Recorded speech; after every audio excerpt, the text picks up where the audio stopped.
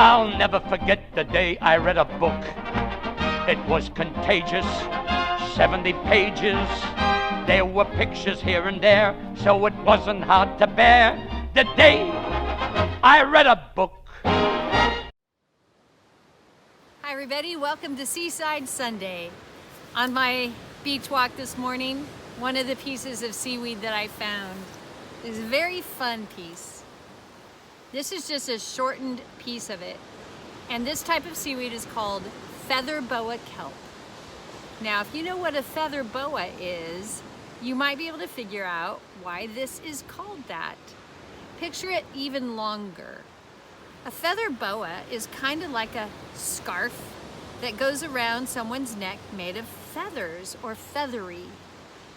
Can you imagine if this was longer, it going around somebody's neck like it's fancy? Of course it's seaweed, so it wouldn't, but you can see why it would be named after that. Feather boa kelp. Of course it's one of my favorite kinds of seaweed. And I want to read to you a book today called The Duchess Bakes a Cake by Virginia Kale. A long time ago, there lived over the waters a duchess, a duke, and their family of daughters. Madeline, Gwendolyn, Jane, and Clothilde. Caroline, Genevieve, Maud, and Matilda. Willibald, Guinevere, Joan, and Brunhilda. And the youngest of all was the baby, Gunhilda. The duke spent his time either resting or fighting, and the duchess did reading or spent her time writing. The children were busy with their play or their schooling, while the king of the country spent all his time ruling. One day the duchess sat up in the tower. She had listened to minstrels for many an hour.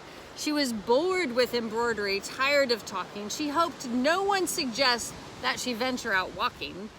So she sat on the tower and thought what she'd do while the girls were at school and the duke busy too. Then quickly she sat up, a light in her eyes. Why, I'll bake them a cake. What a lovely surprise.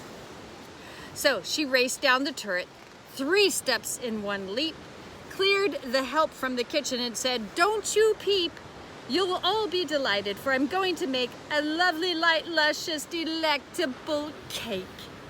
The cook said, "Now, Duchess, I advise you could take," but the Duchess said, "No, I'm baking this cake. So take the day off and be sure to have fun. By the time you get back, the cake will be done." The Duchess sang happily, "I'm going to make a lovely, light, luscious, delectable cake." She stirred the ingredients, all in a flutter. In went the sugar and flour and butter. In went the almonds, the raisins, the suet. She added some vinegar and dropped in the cruet. She added the yeast 6 times for good measure. A light, fluffy cake is really a pleasure. She added some eggs, several dozen, well beaten, and some leftover pudding that they hadn't eaten.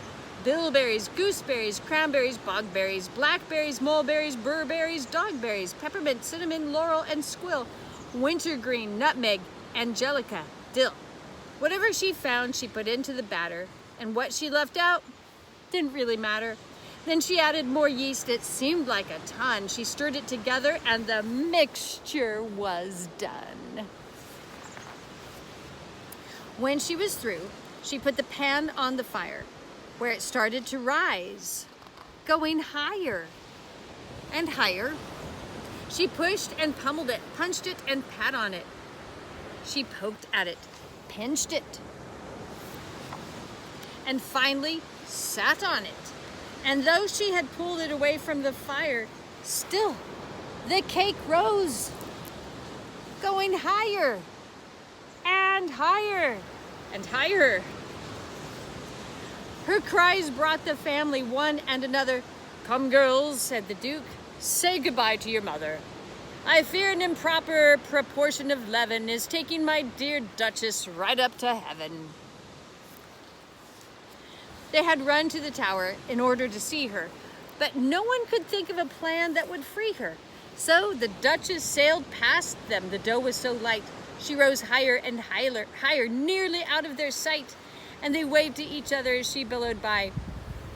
"Think of something," she said, "or at any rate, try. But they couldn't do it, for their poor brains were such that they couldn't think often and hadn't thought much. Oh dear, said the Duchess. All I wanted to make was a lovely, light, luscious, delectable cake. Nearby, the king hunted. The queen was along. They rushed to the castle to see what was wrong. All the people bowed down, and the queen waved her hand. You'd better come down now. This is a command. I'm sorry, dear queen, the Duchess called down. It's not that I have no respect for the crown. You won't find another with any more loyalty, but I cannot come down, not even for royalty. You see, I had made up my mind that I'd make a lovely, light, luscious, delectable cake. So they called in the general, who called out his men, the foot soldiers, cavalry, guardsmen, and then they called the longbowmen with their bows and arrows, and a catapult, chilling them all to their marrows. For a catapult throws heavy boulders and stones. If it hit her with them, they would break all her bones. Don't worry, Duchess, they said with a frown. This won't be easy, but we'll shoot you down. Then the Duke and his daughters looked very upset, for they had no intentions of losing her yet. They feared, as each shot caused a frightful loud rumbling, that they'd see their dear wife and mother come tumbling. But the soldiers kept missing, and bombardment is tiring. So the king said at last, you all must cease your firing. So the longbowmen shot a great shower of arrows, but they kept missing even the sparrows. Oh dear, said the king. Since none of us were clever, I'm afraid that the Duchess must stay up forever.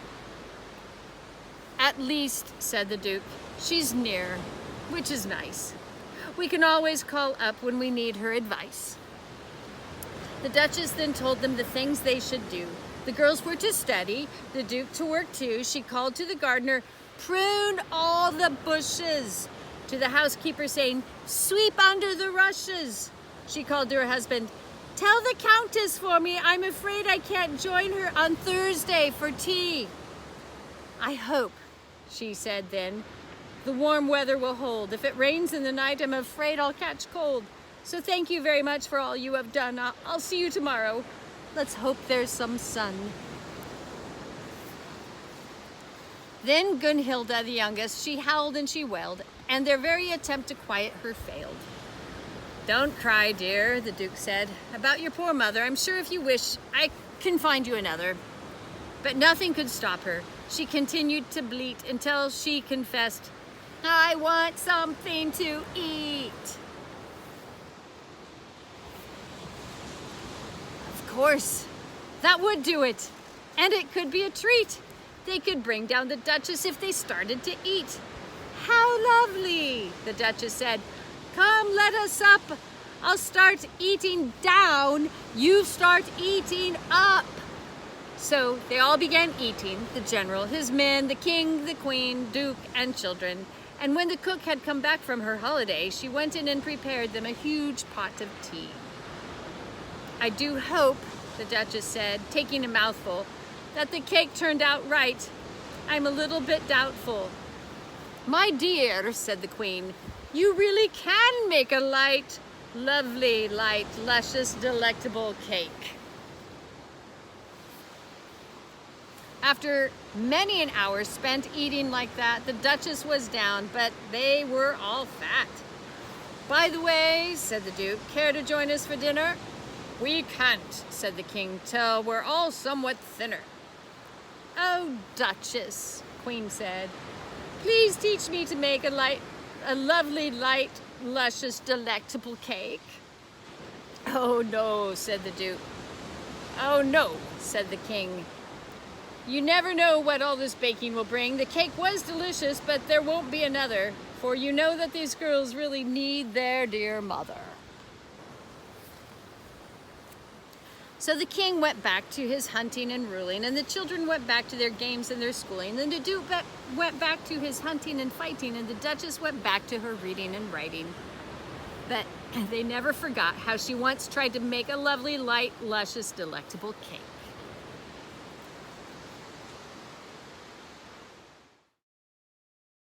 One day I read a book. I can't remember when, but one of these days I'm gonna do it again, yes sir. One of these days I'm gonna do it again.